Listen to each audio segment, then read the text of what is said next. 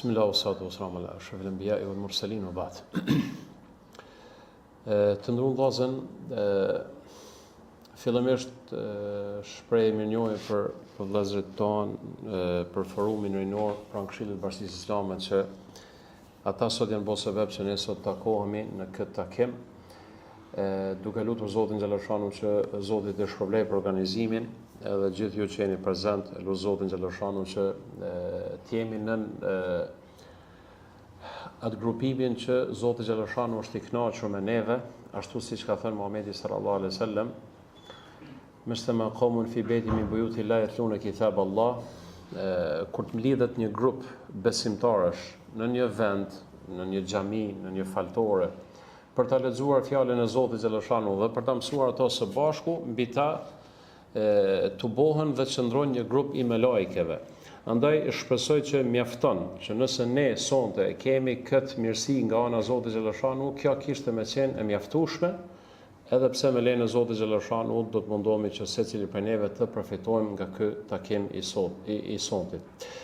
Do të flasim për një personalitet, do të flasim për njërin prej shokëve të Muhamedit sallallahu alaihi wasallam, që konsiderohet njëri prej gjeneratave të reja, që secili prej neve duhet mu përpjek mi pas shembull, për shkak se jeta e këtij sahabiut për të cilën ne do të flasim sot është jetë shumë interesante.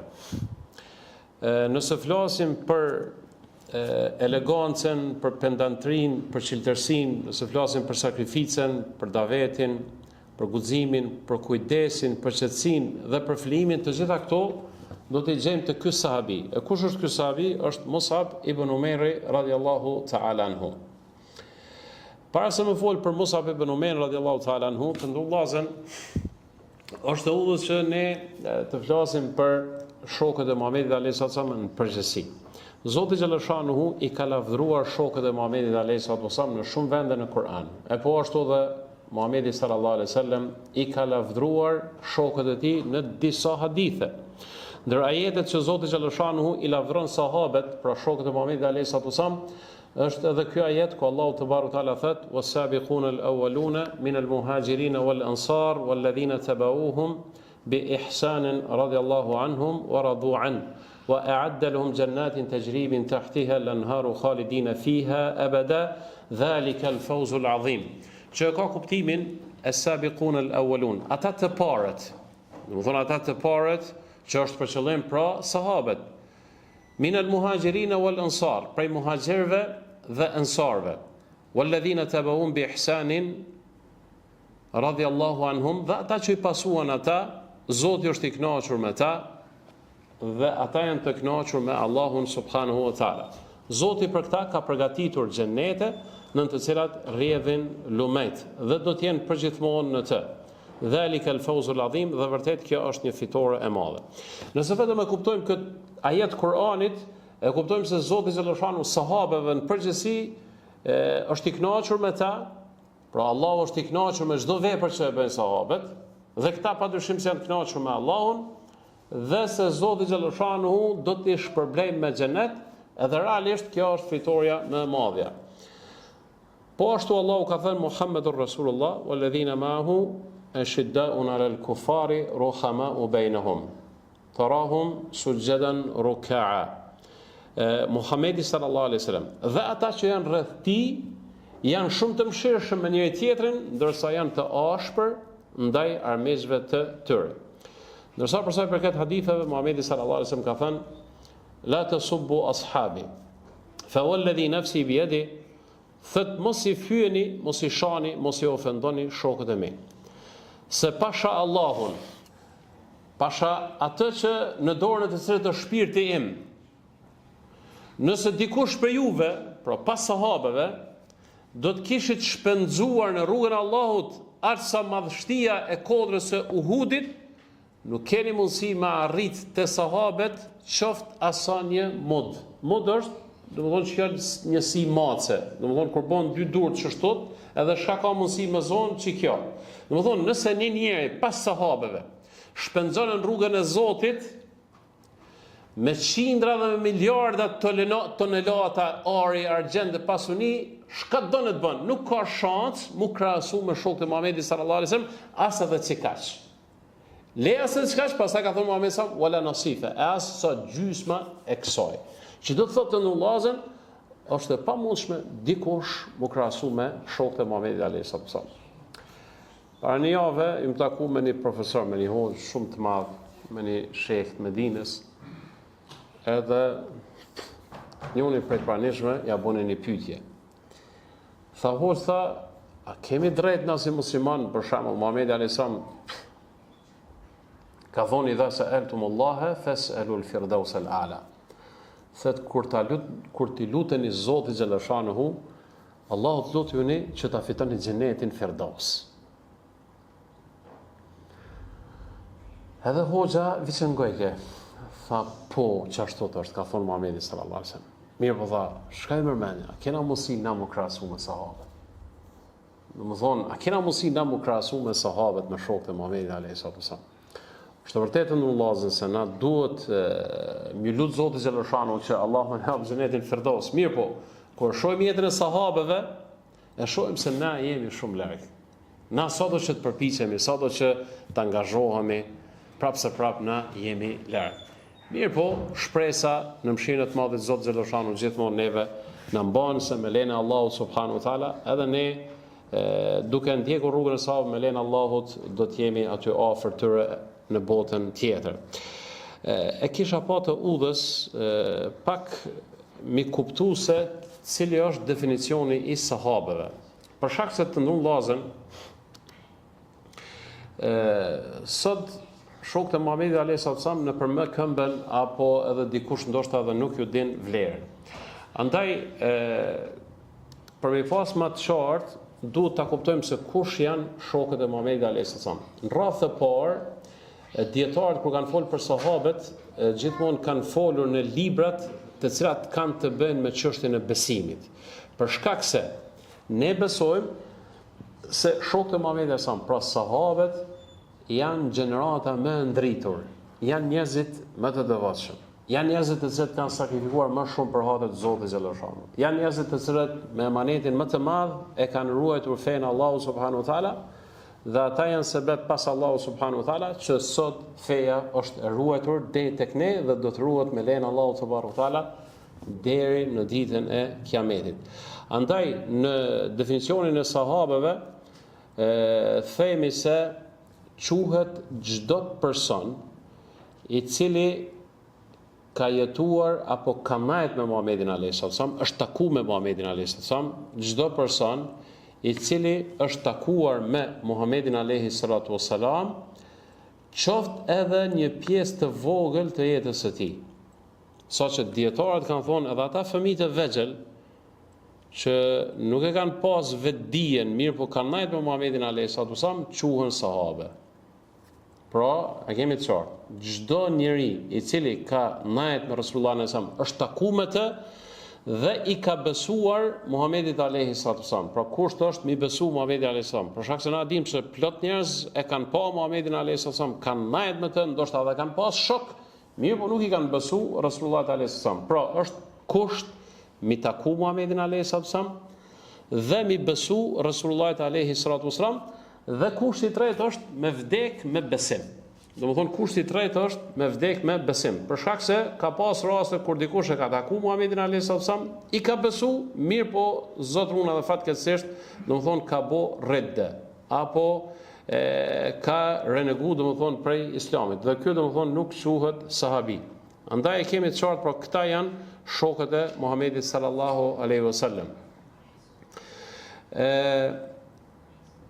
A ka për shembull numri i sahabeve të Muhamedit alayhis salam, disa prej dietarët kanë thonë se e ka kaluar 100.000-shën. Disa kanë thonë që është dikon 124.000. Pra, pavarësisht sa numri i pejgamberëve të Allahut, ka qenë edhe numri i shokëve të Muhamedit alayhis salam. Pra, pavarësisht kanë qenë mbi 100.000 sahabe që kanë statusin e sahabeut, pra shokut të Muhamedit alayhis salam. Na besojmë se të gjithë sahabit janë të paprekshëm. A ka mundësi dikush për tyre me bën ndonjë lëshim, me bën ndonjë gabim? Po, ka mundësi, mirë po, Allahu subhanahu wa taala ka garantuar se të gjithë i ka falur dhe të gjithëve ju ka garantuar, domethënë, xhenetin. Për këtë arsye, nuk i lejohet askujt prej muslimanëve që ta cenoj shëntrin, që ta cenoj nderin e ndonjërit për shokëve të Muhamedit sallallahu alaihi wasallam. Për shkak se sahabët janë një çështje e mbyllur për neve muslimanëve dhe duhet ta kemi parasysh një gjë të tillë. Pse folim për sahabët të ndrullazën? Me fol për sahabët, pothuajse është nevojë imediate. Për shkak se ne sot muslimanët e kësaj kohe kemi nevojë për modele. Ne muslimanët e kësaj kohe kemi nevojë shumë për modele. A ki pa ka njëherë ku të rrinë me nej njëri që një ma është njëri devotshëm, është njëri mirë. Për shembull, vetë që njëri ndikon të te. Ndikon në sjelljen tonë, ndikon në moralin tënd, ndikon që ti pak me mendu ma ndryshe, ose fill automatikisht kap një farlloj zilije pozitive që ki qef pak me bogara dhe ti pak mu krahasu me ta, dhe kjo është një gjë e mirë. Andaj fatkeqësisht ne sot kemi mungesë të modeleve. Dhe për shkak se kemi mungesë të modeleve, atëherë spaku t'i kujtojmë shokët e Muhamedit alayhis salam, spaku të mësojmë për jetën e tyre, me të vetmin qëllim që kur na dim sa më shumë për jetën e shokëve të Muhamedit alayhis salam, atëherë këta kanë me qenë pikërisht ata që neve kanë me na frymëzu me lejen dhe mendimin e Allahut subhanahu wa taala. Dhe kur i shohim se edhe sahabët, sikurse ne, ballafaqohemi me kriza, ballafaqohemi me vështirësi, ballafaqohemi me sprova, kemi të lashe të ndryshme edhe në familje, edhe në punë, edhe në shoqëni, kemi probleme edhe në karrierë, e shohim se edhe tek sahabët i kanë pas të njëjtat probleme. Andaj do ta shohim se çfarë edukate kanë pas këta burra, çfarë edukate kanë pas këta njerëz, çysh kanë arrit këta shokët e Muhamedit sallallahu alaihi wasallam, çysh kanë arrit me një histori. Për shkak se do ta shohim se disa prej tyre kanë jetuar shumë shkurt, disa prej tyre kanë jetuar shumë pak. Mirë po sakrificat që ata kanë bërë për hate të Zotit Xhelashanu, ka bërë që ata nuk do të harrohen kurrë dhe do të jenë shembuj frymëzues për neve muslimanëve deri në ditën e Kiametit. Andaj kjo është arsyeja që ne vazhdimisht duhet me fol për sahabët, për shokët e Muhamedit sallallahu alaihi wasallam, për shkak se pas pejgamberëve nuk ka pas njerëz më të kompletuar se sa shokët e Resulullahit alaihi salatu wasallam. Andaj njëri prej tyre është Mus'ab ibn Umeri radhiyallahu ta'ala anhu. Është një djalë i ri i cili rrjedh prej një familje që ka pas një autoritet në Mekë. Gjithashtu familje që i ka pas edhe kushtet e mira. Pra kur të flasim për Mus'ab ibn Umerin, kemi të bëjmë me një kategori të veçantë të shoqërisë. Pra ka qenë prej strukturës elitare. Edhe vetë Mus'abi radhiyallahu ta'ala anhu është njohur në mesin e gjeneratave të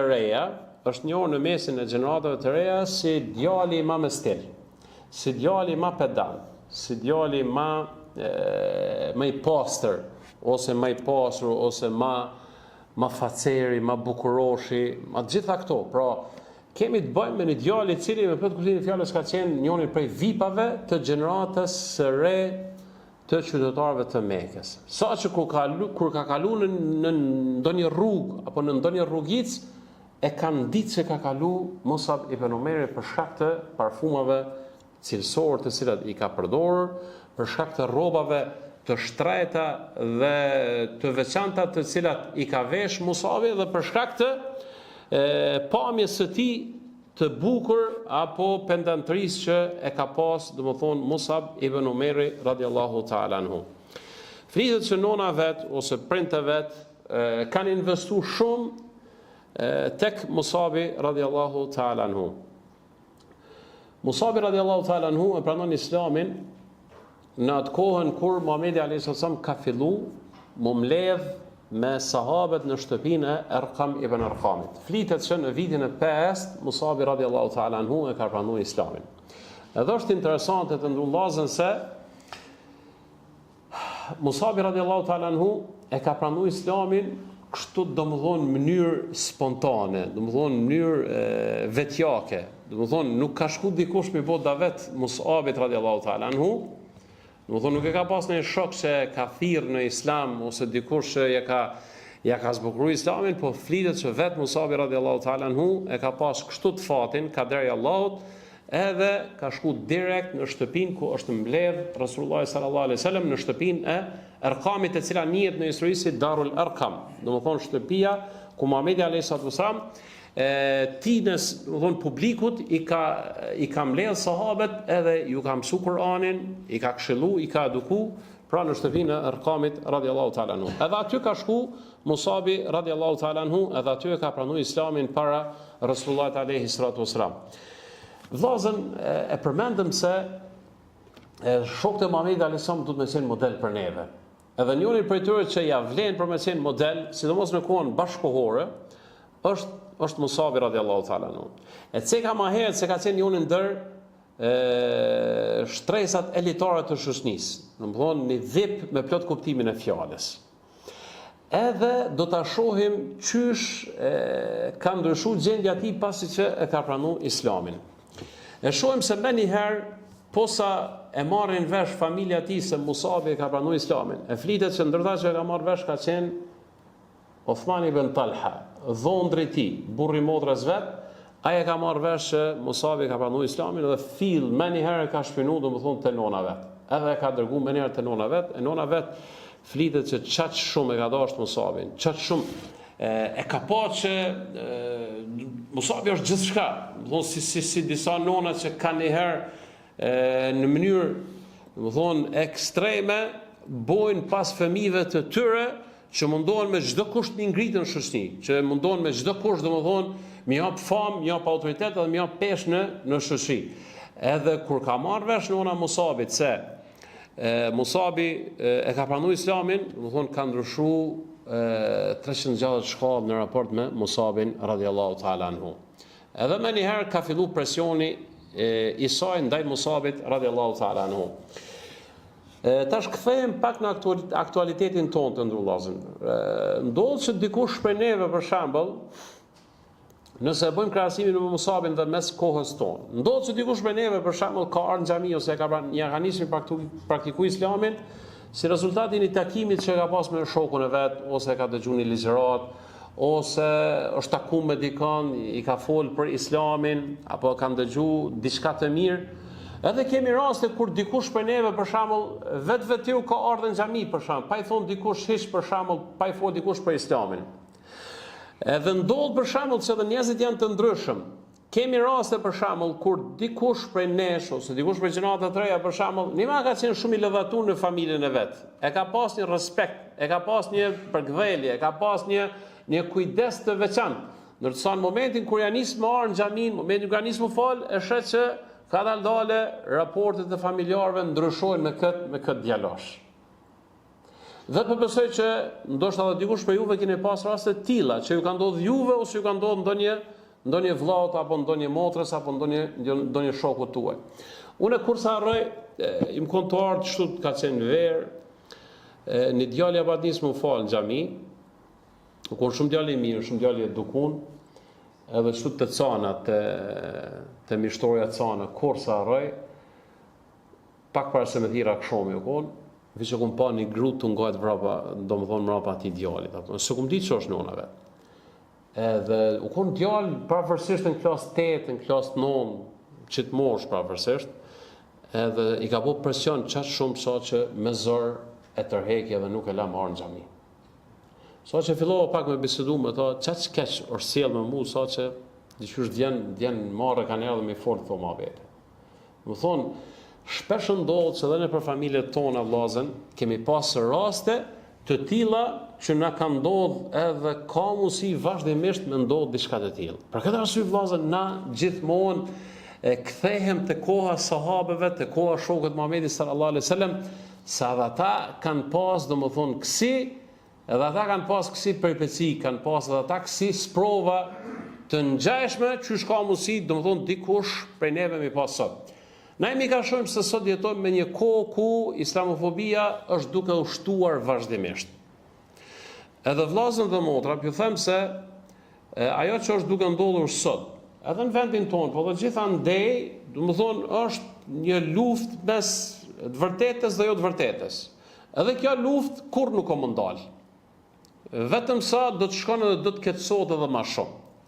Ndoshta nuk do të kemi luftra fizike, më ballavaçu luftë e sa në kuptimin e fjalës. Mirë po, çto ngacmime, çto të bëma, çto dyshime të cilat kanë migjujt rreth islamit, rreth nesh, rreth hoxhallarëve, rreth aktivistëve, rreth njerëzve të mirë, këto s'kan mënuar kurrë. Më thonë, edhe kështu të është ligji i Allahut subhanahu wa taala. E për këtë kemi shumë argumente, të cilat jep me kuptuar çdo të tillë. Andaj nuk është për mu çudit nëse dikush e lufton Islamin. Nuk është për mu çudit nëse dikush të fol fjalë, domethënë edhe më të pista dhe më të ndyta rreth Kur'anit, rreth fesë, rreth Muhamedit sallallahu alaihi wasallam, rreth muslimanëve, rreth hoxhallarëve, rreth besimtarëve, domethënë ka qenë shumë gjë normale. Mirë po, për këtë arsye na duhet me pas modele të cilat neve na ndihmojnë se si ti të kalojmë domethënë këto sprova që kena ballavaçu shumë ma merr mendja në të ardhmen, edhe në mënyra të ndryshme. Andaj, sa më shumë që rritet niveli i fetarisë në masa, aq më shumë kanë mushtu domethënë sprovat. Edhe kjo është ligji i Allahut subhanahu wa taala. Rritet e mira, po në të njëjtën kohë kanë mushtu edhe kanë mungjall edhe dyshimet. Kanë më dalë në skenë edhe intrigat, ka më shfaq edhe më shumë hipokrizia, ka më shfaq më shumë edhe urrëtia ndaj të vërtetës, ndaj muslimanëve, ndaj fesë, ndaj islamit. Kjo domethënë është rrugë e pandashme. Andaj për këtë arsye, fal Zotit xhaleshanu që ne i kemi disa modele nga shokët e Muhamedit sallallahu alaihi wasallam, duke mos e na shkaluar asnjëherë Resulullah alayhi wasallam. Mirë po, do ta shohim se si ka arrit Muhamedi alayhi wasallam mi eduku këta burra, këta djem me këto vajza, e që janë bërë herojt më të mëdhej që për neve do të jenë frymëzim gjithmonë. Andaj do ta shohim se njëjta gjë i ka ndodhur edhe Musabit radhiyallahu ta'ala anhu. Në momentin kur ka pranuar Islamin, automatikisht nëna vet ja kanë dhënë donacionet. Nuk ka më parfuma të shtrejt, nuk ka më tesha të shtrejta, nuk ka më ledhatim, nuk ka më kujdes të shtuar ndaj Musabit radhiyallahu ta'ala anhu. Mirë po, më njëherë kanë filluar domethënë trysnit, kanë filluar presioni me të vetmin qëllim që të tërhiqet nga Islami. Mirë po, të ceka ma herë se Musabi radhiyallahu ta'ala anhu shumë i qiltër. Allahu te barë ta'ala e ka uzu. Edhe s'ka shans kur imani dëpërton në thellësinë e zemrës. Idha khalata bashashatul qalb, nëse ndërhyn në thellësinë e zemrës, ai iman nuk ka shans më rikthye mrapa. Andaj e shohim se Musabi radhiyallahu ta'ala anhu ka qenë shumë i vendosur dhe në asnjë situatë dhe në asnjë rrethon, domethënë nuk është tërhequr apo nuk është zbrapsur Musabi radhiyallahu ta'ala anhu. Saqë nona pastaj e ka shtu presionin dhe është mundu në një farë mënyrë direkt i ka bë presion, i ka bë trysni. Ka dalë në rrugë nona vet, e cila ka qenë një zoj e kohës, e cila ka qenë një dam e kohës, ka dalë në rrugë me flokë të shprishura, vetëm ja marr ftyrën Musabit radhiyallahu ta'ala anhu. Nona vet ka qëndruar me ditë të tëra pa hungër dhe pa pi. Nona vet ka qëndruar me ditë të tëra në diell me vetmin qëllim që Musabi radhiyallahu ta'ala anhu me hek dorë prej Islamit. Mos më shoqëru më me Muhamedit alayhi sallam.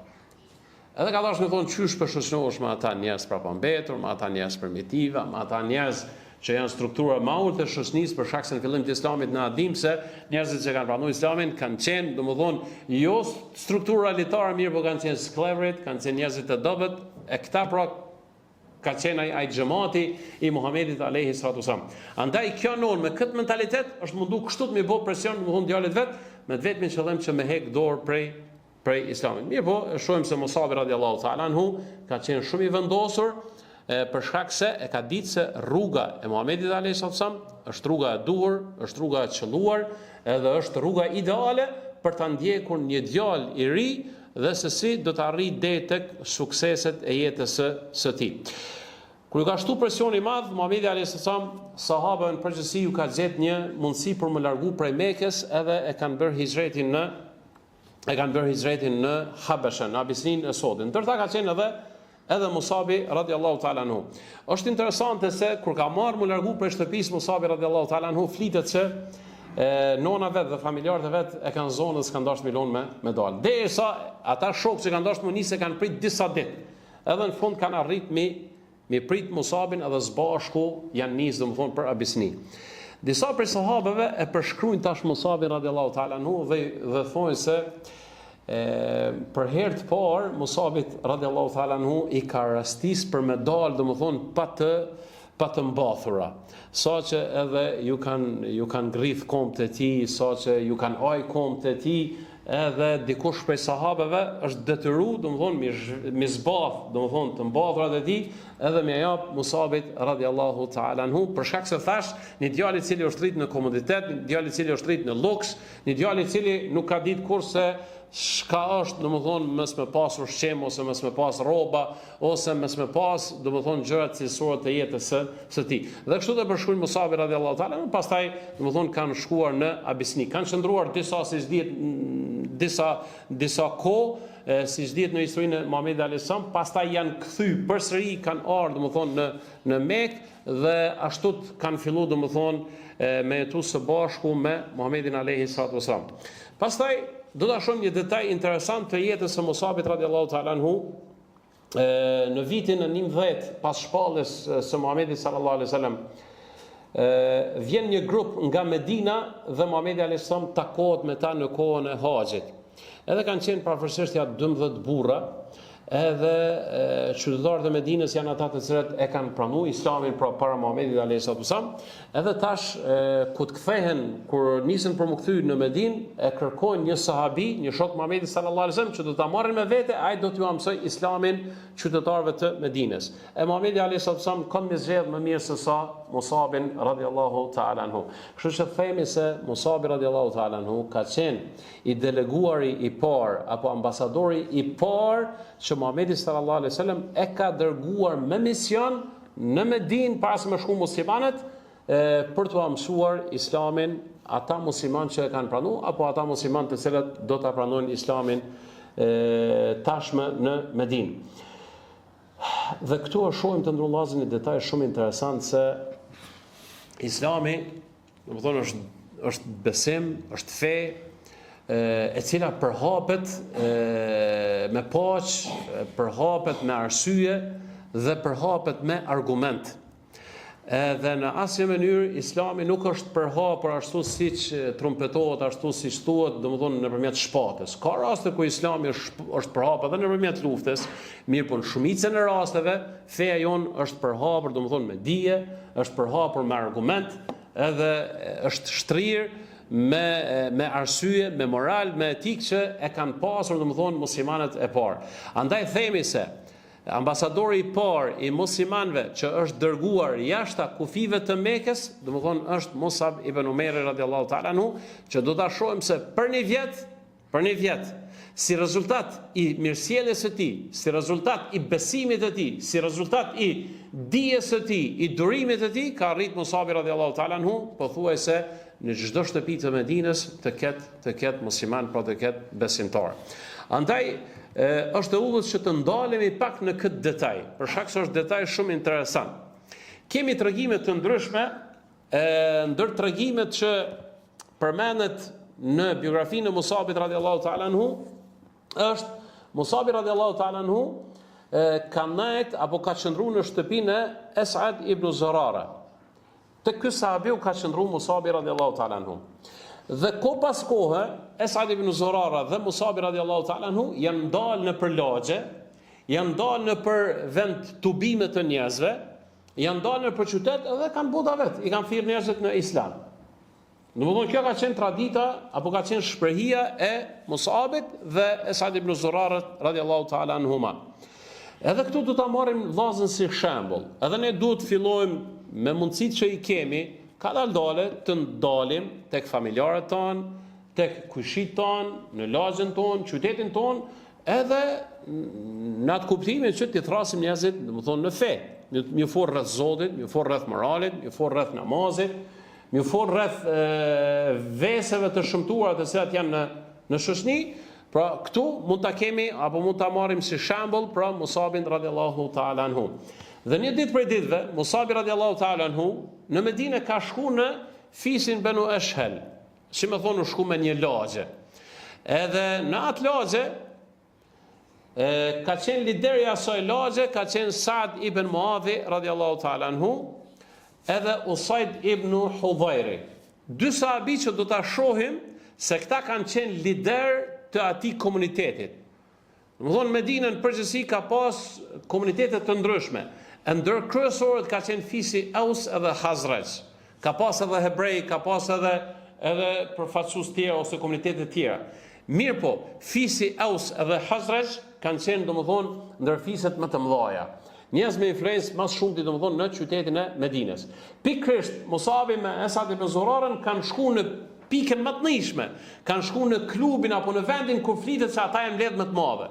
Edhe aty kanë filluar me fol për besimin, për Zotin, për edukatën, për mirësjelljen, për veprimet e shëmtuara kështu të radhë. Edhe ka dëgjuar Saad ibn Muadhi edhe Usaid ibn Hudhairi. Edhe tash i ka pakinati. Saad ibn Muadhi radiallahu ta'ala anhu i thët Usaidit, thët pasha Zotin. Thët me bomës me pas flitet që ka pas djalit tezës ose ka pas të afërm, do më thonë Esad ibn Zurarën. Thët me bomës me pas të afër për të garantoj se unë i shashku dhe se kshalon këtë djalë kur më ardhë dhe me marë pjesë në klubet ose në vendet tona. Thët mirë, po për shkak të afërsisë thët s'pëmuj me shku. Andaj thët të kshalut, shko ti edhe largoj, shporri prej këtujit, largoj këta me zvime na bo për qamje neve. Me zvime na bo, do më thonë, huti në mesin e njerëzve tonë. Edhe Usaidi radiallahu ta'ala anhu e dëgjon shokun e tij ose dëgjon vllahun e tij apo familjarin e tij edhe niset për më shku mu taku me Musabin radiallahu ta'ala anhu. Ku shkon te Musabi radiallahu ta'ala anhu, edhe te Esad ibn Zurara, i thët, a bëmi ditë, thët, shka puna jonë, thët, jeni arë për Mekës, i një kanë bëni fitne, një kanë bëni telashe, për në bëni përqamje, për të në mi prish traditat tona, për të në mi prish komoditetin tonë, atin tonë, thët, hajde thët këthejnë shpi tonë, lena never had. Pas e më ardhë Usaidi, Esad ibn Zurara i thët Musabit radiallahu ta'ala anhu, thët, qërë bën kujdes, thët, ki kujdes që flet me këta, thët, se kjo është lideri i një familjes shumë të madhe. Andaj mundet me në bëne problem, mundet me në bëne telashe. Musabi radiallahu ta'ala anhu i edukun me edukatën e Muhamedit alayhis salam, i pajisur me plot dije, i pajisur me plot edukat, me plot durim, me plot përmbajtje, thët nuk është problem. Thët vish në të vjen, thët edhe tash e dim se si do ta trajtojmë domethënë këtë njeri. Po sa ka arrit, janë i shky me fol me ton të lartë, Musabi radiallahu ta'ala anhu thët, a ka mundësi, thët, mu ma jap mundësinë vetëm të bisedojmë shtruc, pa ngarkesa. Thët, a ka mundësi, thët, dëgjoj, thët, fjalët e mia. Nëse të pëlqen, thët, nëse doni merr. E nëse nuk i don, atëherë e drejta jote është mi refuzu. Thët, mirë, po në radhë parë, para se me pas para gjykim për mu, thët, ki kujdes, mundësisht thët ndëgjon. Qënë çfarë sjellë të ndruan vllazën. Edhe ky sahabiu, domethënë këtë rast se s'ka qenë sahabi, Usaidi radiallahu ta'ala anhu, thët, ha thët çka ki me fol, edhe në radhë parë të ndruan vllazën, Musabi radiallahu ta'ala anhu fillon edhe ja lexon disa ajete të Kur'anit. Po sa ja lexon ajetet e Kur'anit, me atë zërin e ëmbël që e ka pas, me atë shpjegimin e mirë pastaj që e ka bërë, automatikisht e ka ndru opinionin ndaj Musabit edhe ndaj muslimanëve ndaj Islamit. A përshin që do më thonë një sjellje e mirë, një edukatë e mirë, një qëndrimi i mirë, jo nervoza, jo reagime të ashpërta. Nuk na takon neve muslimanëve mos sjell me sjellje të vrazhda, me sjellje të egërta, me sjellje banale, po përkundrazi na i kemi standardet tona. Qysh tjerë na konsiderojnë dhe na trajtojnë neve, në asnjë mënyrë na nuk kemi drejt mu zhvesh për standardeve të cilat ne i kemi nga ana jonë, nga feja jonë. Na nuk guxojmë. Nëse dikush sillet ashpër me neve, na mos sill ashpër me ta. Nëse dikush tenton me na bën ndonjë të bëm, edhe na gjithsesi mja kthy. Andaj duhet të pas shumë kujdes vllazën. Për shkak se edhe kjo hin në kuadrin e adhurimeve ose hin në kuadrin e normave dhe rregullave të cilat i ka vendosur, domethënë, shariati Allahu subhanahu wa taala.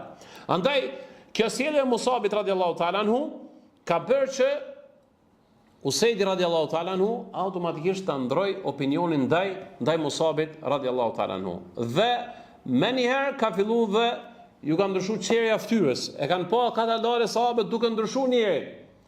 Edhe pa një pa dy ka thonë, apo me ditë ma shumë rreth kësaj që ti me lezove këto vargje.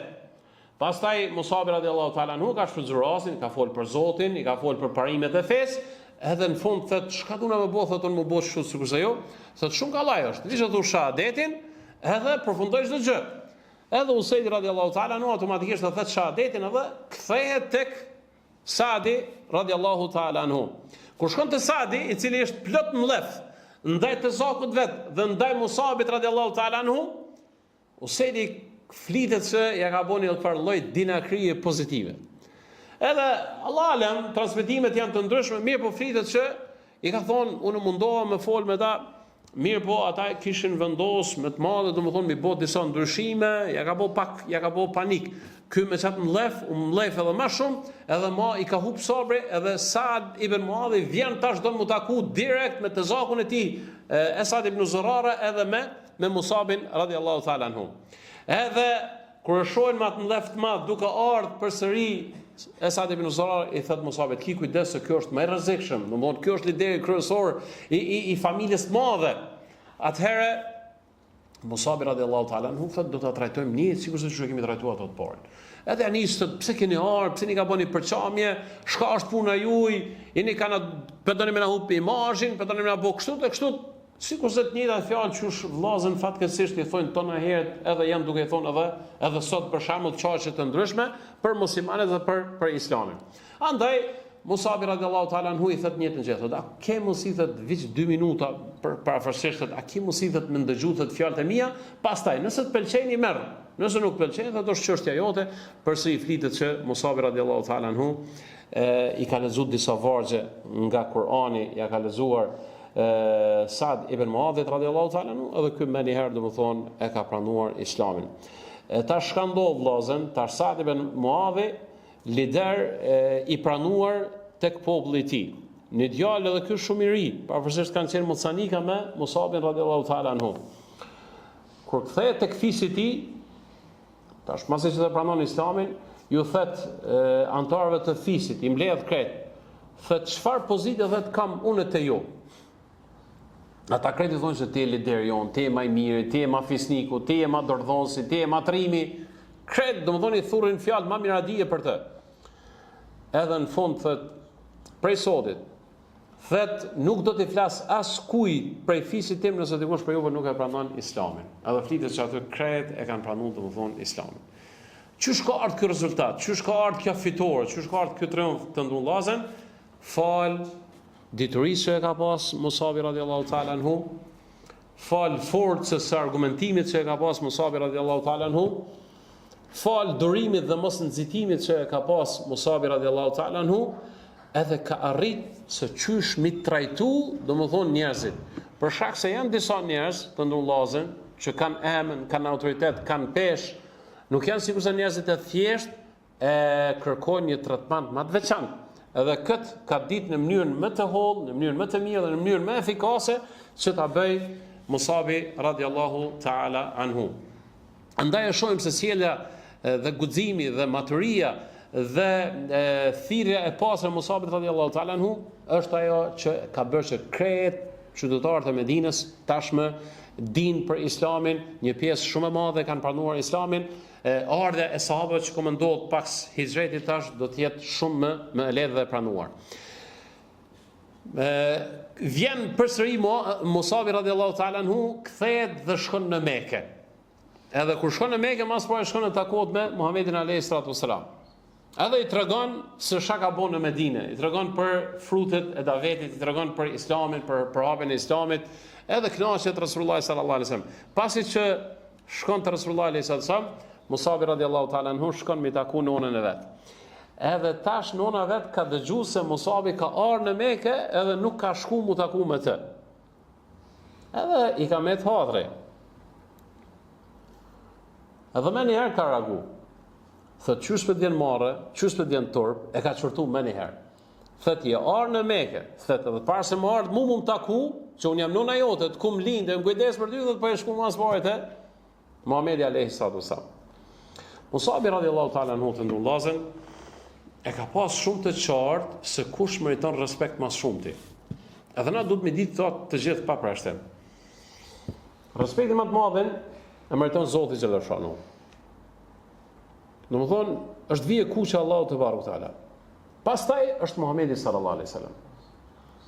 Pastaj është vetvetja, prindi, fëmiu, bashkëshortja kështu me radhë. Andaj edhe Musabi radiallahu ta'ala anhu e ka pas qartë këtë çështje. Për këtë arsye, besoj që të gjithë ju e dini atë muhabetin që Muhamedi sa me ka pas me Omerin radiallahu ta'ala anhu. Edhe Omer radiallahu ta'ala anhu i ka thonë një ditë për ditëve, ja Rasulullah thot, unë du Allahun, pastaj du vetveten më shumë të javën, për shkak se ne duhet të dash veten. Muhamedi alayhis salam ka thonë, jo Omer, para vetvetes duhet të dash kënd Rasulullah alayhi salatu wasalam. Andaj, edhe kjo çështje ka të bëjë me çështjen e radhitjes së prioriteteve që duhet mi pas muslimanin në jetën e tij. Padyshim se nona, baba e ka respektin më të madhin, mirë po kur vjen shprehje mu krahasu me Allahun, me Muhamedit alayhis salam, atëherë duhet ta kemi parasysh se në radhë para Zoti, pastaj është Muhamedi sallallahu alaihi wasallam, pastaj vijnë prindrit e kështu me radhë. Flitet që ka ndodhur një debat goxha i ashpër mes Musabit dhe mes nënës së tij. Edhe në fund sigurisht e ka kërcënuar. Edhe Musabi radiallahu ta'ala anhu i thot, "Çornon, thot mos më provoko." Se flitet që ka pas pretendime nona vet, mi thirr disa djem ose disa njerëz edhe mi rrethu Musabin edhe mja imponu më zër ose kemi hek dorë prej fesë së Muhamedit alayhis salam ose kina më të bëu diçka. Edhe Musabi radiallahu ta'ala anhu detyrohet mi thonë nonës vet, thot "Çornon, mos më provoko, se nëse dikush tenton mu mbo diçka në besimin tim, thot unë detyrona që ta mbroj veten dhe ti sulmoj gjithë ata që më sulmojnë mua." Edhe kur ka pa nona vet vendosmërinë e Musabit radiallahu ta'ala, atëherë ka hek dorë. Edhe në fund, pasi që dojnë mu largu, dojnë mu përshëndet, nona Musabi radiallahu ta'ala nuk hek dorë, edhe fillon që t'i bëj davet nënës së tij. Edhe e thirr me fjalë më të buta dhe duke thënë, "O nëna ime, thot, un kam shumë konsiderat dhe kam shumë respekt për ty. Tu kisha lut, thot, pranoje Zotin, pranoje Muhamedit alayhi salatu wasallam, thuaje shahadetin se ti je në rrugë jo të duhur, rruga e duhur është kjo." Andaj është mundu, domethënë, edhe me gjitha debat që e ka pas, edhe me gjitha ato ngritjet e zërave, po prapë se prapë Musabi radiallahu ta'ala anhu nuk ka hek dorë që ta thres nënën e tij në Islam. Ndodh shpërngulën muslimanët dhe shkojnë në Medinë, do ta shohim në betejën e Bedrit. Musabi radiallahu ta'ala anhu ka qenë i pari i cili e ka pasur bajrakun e Muhamedit alayhi salatu wasallam. Në luftë përpara që kanë qenë luftrat e hershme, domethënë njerëzit që më së shumti armiku i ka pas në cak kanë qenë ata që e kanë pas bajrakun, domethënë flamurin.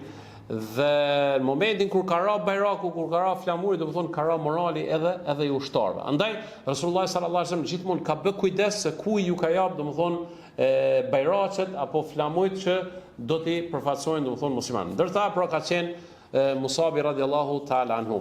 Pra në betejën e Bedrit, Musabi radiallahu ta'ala anhu e ka pas bajrakun e Muhamedit alayhi salatu wassalam. Edhe me guxim, me trimëri dhe me lojalitetin më të madh, Musabi radiallahu ta'ala anhu e ka marrë dhe në asnjë rrethan nuk e ka lshu poshtë, domethënë flamurin e Resulullahit alayhi salatu wassalam. Kur përfundon betejë e Bedrit, janë zonë disa prej robëve. Ndër robërit që e kanë zonë rob vllaun e Musabit radiallahu ta'ala anhu. Njëri prej sahabëve kur ka zonë rob, flitet se ja ka lidh durt, domethënë, edhe kur e ka lidh durt, Musabi radiallahu ta'ala anhu i ka thonë atij sahabit, thot lidhja më shumë, thot se e ka nonën shumë të pastër, edhe mundet me për mi shpagu, domethënë robrinë e tij mundet me të jap shumë parë. E tash ky vllai thot qysh kujdestet, qysh mua thotëm ki vlla, thot unë këto thot e kam vlla, thot se ty nuk kam vlla, për shkak se e ka bë dallimin mes imanit edhe mes kufrit. Të ndër vllazën, janë disa çështje të cilat duhet përsëri të kemi kujdes. Për shkak se rrethanat edhe situata që ka qenë në atë kohë ka qenë atill që ka pasur ndamje mes kufrit edhe mes imanit. Ndërsa në shoqëritë islame është e pakapshme, është e palogjikshme që dikush, domethënë mes muslimanëve t'i bëj këto ndasi. Andaj duhet me pas shumë kujdes. Edhe kështu pra, ky qëndrim ka qenë i Musabit radiallahu ta'ala anhu. Ndërsa në betejën e Bedrit, do ta shohim një vit më vonë, përsëri bajrakun në luftë do ta ketë Musabi radhiyallahu ta'ala anhu, edhe janë detaje shumë interesante të jetës së Musabit radhiyallahu ta'ala anhu. Flitet se kur ka fillu betejë e Bedrit, me ndryshu, domethënë mënyra e luftës, për shkak se janë detaje shumë interesante që kanë ndodhur në betejën e Bedrit. Në radhë të parë apo në fillim muslimanët kanë qenë duke ecur përpara, janë qenë lufta ka qenë në favor të tyre. Mirë po pas në betejën e Uhudit. Pastaj si pasojë e një lëshimit që kanë bërë muslimanët në kodrën e shigjetarëve, që kanë bërë një gabim, domethënë muslimanët, atëherë ka ndodhur që armiqtë e Islamit t'u depërtojnë nga mbrapa dhe që kanë arritur ta rikthejnë luftën në favor të tyre. Dhe këtu ka qenë rrezik për më shkuar edhe vet Muhamedi sallallahu alaihi wasallam. Musabit radhiyallahu ta'ala anhu në këtë betejë, duke marrë flamurin, domethënë ja kanë prerë njërin në dorë, pastaj e ka marrë flamurin me dorën e majt, ja kanë prerë dorën e majt, pastaj me dy durt kështut e ka marrë flamurin Musabi radhiyallahu ta'ala anhu dhe derisa bjen dëshmor Musabi radhiyallahu ta'ala anhu. Në fund, kur të përfundojmë betejën e Uhudit, domethënë gjithë njerëzit familjarët i gjenë viktimat e tyre për t'i varrosur, Muhamedi sallallahu alaihi wasallam me dy sahabe e ka pas pak të vështirë se si t'i trajtoj. Domethënë i pari ka qenë Hamza radhiyallahu ta'ala anhu, që është mërzit shumë për Hamza radhiyallahu ta'ala anhu Rasulullah alayhi salam, për shkak se ka pas edhe hax, po ka pas edhe vëlla prej qumshtit, saqë e ka thonë atë fjalën e madhe Rasulullah sallallahu alaihi wasallam, thotë secilin njeri thotë ka kush e vajton, ndërsa për Hamzën s'ka kush mi vajtu, për shkak se këtë familjarët Hamza radhiyallahu ta'ala anhu i ka pas në Mekë. Edhe për këtë arsye flitet se plot gratë të Medinës kanë filluar me vajtu, domethënë për Hamza radhiyallahu ta'ala anhu. Të njëjtën gjë ka thënë edhe për Musabin radhiyallahu ta'ala anhu. Musabi radhiyallahu ta'ala anhu, dhe këtu do të mundona që ta përfundoj të ndërlozën. Musabi radhiyallahu ta'ala anhu, kur kanë marrë për mi vorros, nuk kanë pas me shka më mbulu trupin e tij. Nuk kanë pas me shka më mbulu trupin e tij. Flitet që atë robën që ka pas, nëse janë mundu më mbulu kokën e tij, i kanë dalë domethënë këmbët e tij. Nëse janë mundu më mbulu këmbët e tij, ka dalë koka e tij, kështu që kjo ka qenë ai fundi i Musabit radhiyallahu ta'ala anhu. Për këtë arsye të ndrullazën, flitet se Abdurrahman ibn Auf radhiyallahu ta'ala anhu, njëri prej sahabeve, njëri prej 10 sahabëve të përzgjedhur, një ditë prej ditëve ka qenë agjërushëm dhe shërptorët e vet ja kanë sjell iftarin përpara për me bë iftar. Edhe kur ja kanë ofruar iftarin Abdurrahman ibn Auf radhiyallahu ta'ala anhu, në moment duke dashur me hongër, thot ka pasur burra shumë të mëdhaj thot para nesh. Edhe në këtë moment e kujton Musabin radhiyallahu ta'ala anhu. Edhe flet për Musabin, flet për atyre shërtorëve të vet, para fëmijëve të vet, para familjarëve të vet. Thot Musabi, thot kush ka qenë? Thot ka qenë njëri ndër më të përkthëlurit, ka qenë njëri ndër më të pasurit, ka qenë njëri që ka pasur një luks ekstra. Thot edhe për hatër të Zotit xhallashanuhu, për flimin që ka bërë për hatër të Islamit, thot ka ardhur puna që ai nuk ka pas me shka të mbulohet në momentin e vdekjes së tij. Dhe këto fjalë i ka thonë, pastaj i ka lexuar shumë ajete që i ka lexuar dhe Muhamedi sallallahu alaihi wasallam për Musabin dhe për shok të ngjashëm si Musabi radhiyallahu ta'ala anhu. Andaj vëllezër, për ky është Musabi radhiyallahu ta'ala anhu, kjo do të mbetet historia e Musabit radhiyallahu ta'ala anhu, që do të jetë gjithmonë frymëzim për neve, se si duhet me qenë të vendosur në fjalën e Zotit xhallashaну, në rrugën e Zotit, se si duhet të sakrifikojmë, se si duhet t'ju japim e përsi dhe prioritet gjërave të cilat janë me rëndësi dhe me vlerë për besimin ton, për jetën ton, dhe se dituria, durimi, guximi, flijimi, përhapja fesë, daveti, thira, të gjitha këto duhet me qenë frymëzuese për ne se si ne të imitojmë shokët e Muhamedit sallallahu alaihi wasallam, veçanërisht ta imitojmë këtë sahabi, këtë shok të Muhamedit sallallahu alaihi wasallam. Musabi radhiyallahu ta'ala anhu vdes pa i bë 40 vite në moshën më të mirë, duke na lënë një trashëgimi shumë të madhe, duke na lënë kujtime shumë breslënse dhe duke na lënë një histori tepër të veçantë të herojve tanë, të atyre burrave që kanë shënuar historinë. Andaj, pastaj do ta shohim pas betejës së Hendekut për shembull, do të ndryshon balanci në Gadishullin arab, do të forcohen muslimanët, pastaj është epoka e artë e muslimanëve ku do ta marrin perandorinë bizante dhe perandorinë persiane dhe do të shohim shumë burra të mëdhej, shumë burra të ditur dhe shumë të fuqishëm dhe shumë të guximshëm, mirë po këta janë ata të partë që kanë vendosur bazën e shëndosh dhe mbi këta burra, mbi historinë e këtyre, është ndërtuar kjo kala e madhe e Islamit. Janë ndërtuar këta kolos, është ndërtuar Islami dhe fal sakrificës, fal sinceritetit, fal flimit që e kanë bërë këta burra. Sikur se Musabi radiallahu ta'ala anhu, sot feja jonë me lejen e Zotit Xhelashanu do të qëndroj e fortë, do të qëndroj stabile, andaj ne jemi ata të cilët do të përpiqemi që t'i marrim si shembull, t'i marrim model këta burra, dhe Zoti Xhelashanu që gjithmonë jeta e tyre të na frymëzoj neve e të bëhemi më të mirë dhe që të avancojmë në aspektin e besimit, në aspektin e thirrjes, në aspektin e diturisë, në aspektin e flimit dhe Zoti Xhelashanu që Allahu të na ringjallë së bashku me shokët e Muhamedit alayhis salam dhe me Muhamedit alayhis salam dhe që ta kemi fatin dhe nderin që në botën tjetër, në ditën e gjykimit të qëndrojmë me ta, edhe në fushat e Arasatit, po edhe të jemi në xhenet së bashku me Muhamedit alayhis salam dhe shokët e tij. Walhamdulillahi rabbil alamin. Zoti shpërblet për ne.